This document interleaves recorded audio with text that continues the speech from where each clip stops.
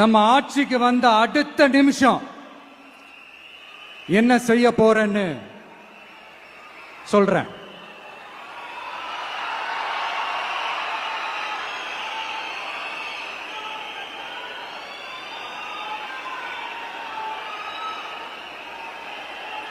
Number 1,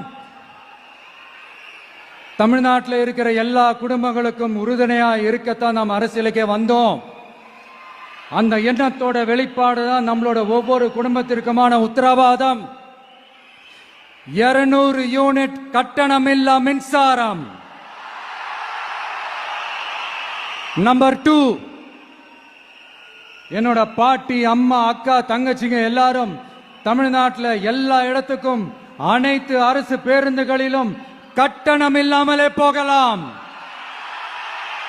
number 3, சட்டம் ஒழுங்க சரியா ரொம்ப ஸ்ட்ரிக்டா நிலைநாட்டியே தீருவோம்.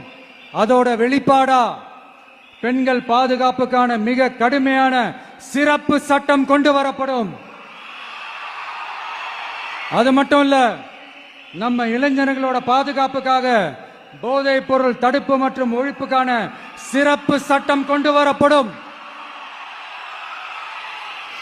And I will visit one district headquarters, that is the collector's office of Tamil Nadu, to meet the public of that particular district and receive their petitions.